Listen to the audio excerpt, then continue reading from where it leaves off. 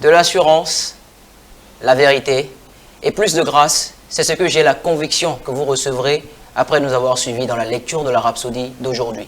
Bien-aimés, amoureux de la parole de Dieu, bonjour ou bonsoir à vous, dépendamment de l'heure à laquelle vous nous recevez, et bienvenue sur notre émission, votre émission préférée, l'heure de la Rhapsodie. Mon nom est Ghislain Zissou et je me ferai l'honneur de nous conduire dans la Rhapsodie d'aujourd'hui, mais pas tout seul. J'ai avec moi sur le plateau quelqu'un que j'aimerais que vous m'aidiez à accueillir, quelqu'un qu'on ne présente d'ailleurs même plus. Et je veux bien parler de la sœur Denise Fanou. Sœur Denise, bonjour.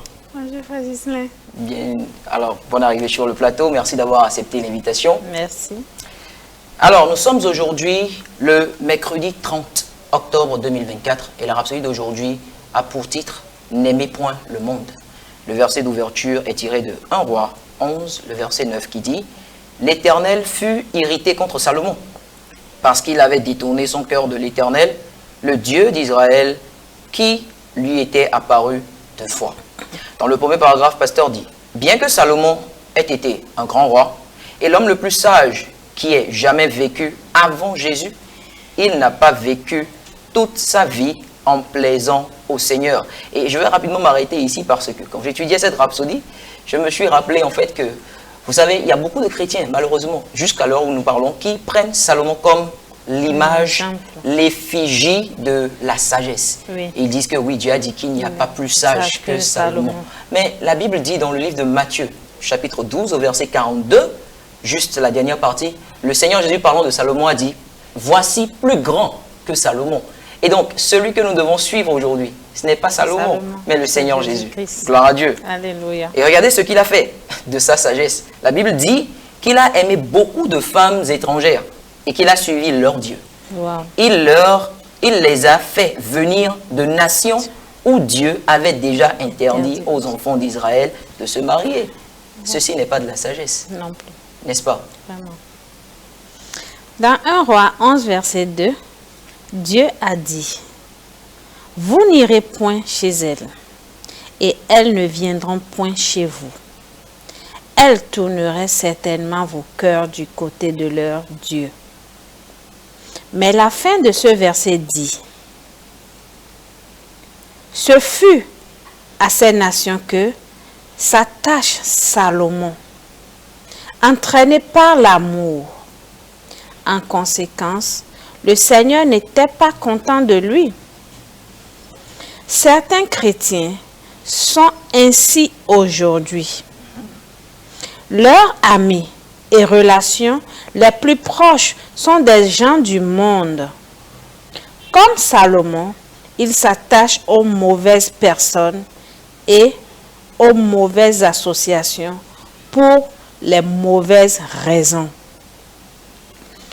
Certains d'entre eux entretiennent ces amitiés parce qu'elles contribuent à les rendre socialement célèbres ou populaires.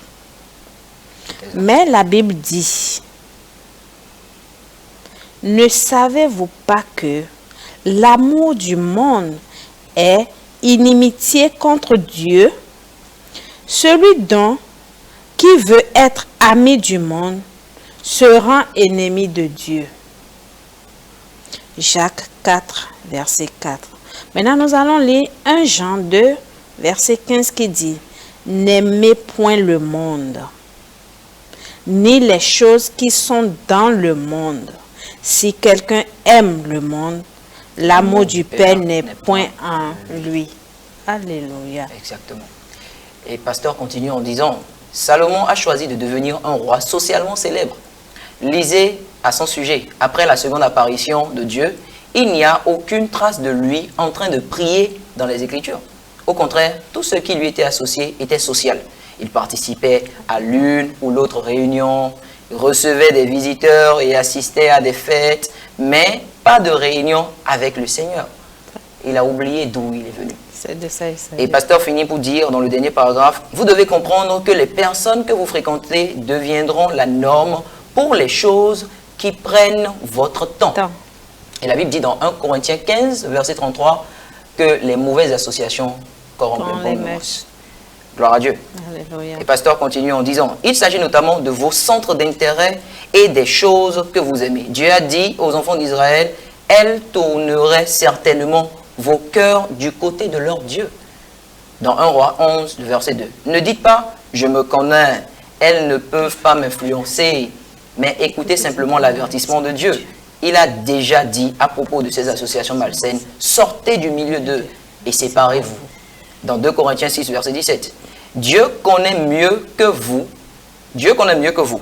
S'il vous dit le résultat d'une action, ayez confiance qu'il a raison et suivez sa parole. Gloire à Dieu. Alléluia. Et c'est exactement ce que Joseph a fait lorsqu'il était en Égypte, dans la maison de Potiphar.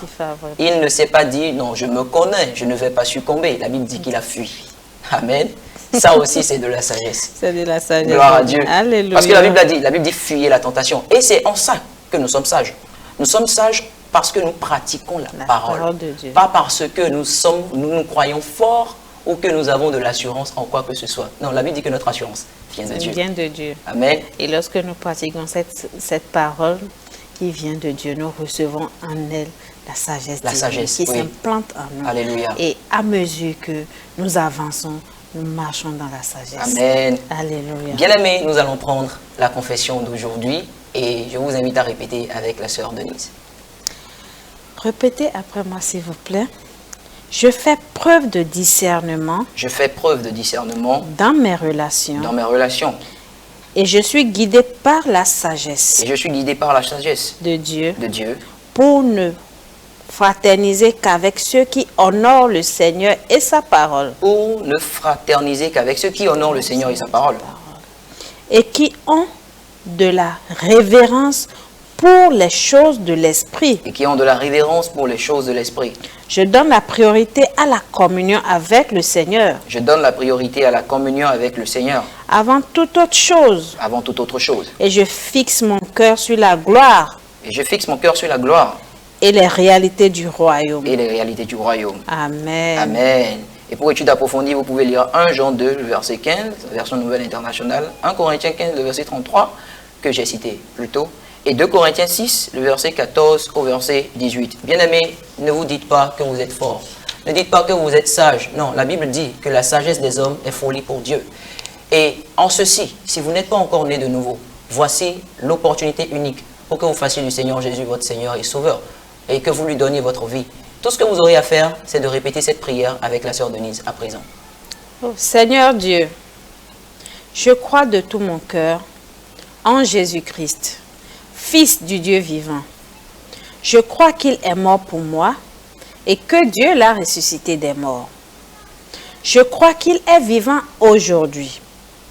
Je confesse de ma bouche que Jésus-Christ est le Seigneur de ma vie à partir de ce jour. Par lui et en son nom, j'ai la vie éternelle. Je suis maintenant né de nouveau. Merci Seigneur d'avoir sauvé mon âme. Je suis maintenant un enfant de Dieu. Alléluia. Alléluia. Gloire soit rendue à Dieu. Alors, maintenant que vous êtes né de nouveau, vous devriez en savoir plus. Et vous pouvez nous contacter sur les numéros qui sont affichés en bas de l'écran pour avoir plus d'informations sur comment grandir dans la parole de Dieu. Mais mieux encore, quelque chose d'important que je tiens à vous annoncer, c'est ce que nous comptons faire le 2 décembre. Un aspect particulier de ce que nous voulons faire le 2 décembre est que nous voulons distribuer la Rhapsodie à tout le monde. Et donc, quelqu'un pourrait se demander, mais nous avons des aveugles. Ce que vous voyez ici, c'est juste la version papier. Et donc, vous pouvez vous demander, et les malvoyants, et les sourds? Et donc, qu'est-ce que nous avons prévu pour eux? Merci, Frère Ghislain. Le 2 décembre, c'est un jour de distribution de la Rhapsodie des réalités. Quand nous parlons de la Rhapsodie des réalités, nous parlons de l'Évangile. Et ce jour, nous allons distribuer l'Évangile, la Rhapsodie des réalités, dans toutes les langues. Le fon, le mina, le goun, le bariba, toutes les langues du Bénin, puisque nous sommes au Bénin. Bien sûr. Nous allons aussi le faire en braille. En braille. Les aveugles aussi auront droit à lire la Rhapsodie des réalités. Alléluia. Les enfants de 0 à 5 ans, de 6 à 13 ans, de 13 à 18 ans, et les adultes auront leur Rhapsodie des réalités. Gloire à Dieu. Nous n'allons laisser personne pour compte. Personne pour Et compte. c'est aussi une opportunité que nous donnons à tous ceux qui veulent traduire la Rhapsodie dans leur langue de se joindre à nous. Alléluia. Alléluia. Nous donnons aussi l'opportunité à ceux qui veulent sponsoriser, c'est-à-dire investir dans l'évangile, pour la propagation de l'évangile dans le monde entier. Ils peuvent contacter nos numéros qui sont affichés sur l'écran. Ils sont la bienvenue dans l'équipe parce que nous devons travailler en équipe. Alléluia. Nous devons travailler en équipe parce que nous sommes un seul corps. Merci de nous avoir reçus chez vous aujourd'hui et n'oubliez jamais, mais alors jamais, que le Seigneur Jésus vous aime et qu'il vous veut du bien. À très vite.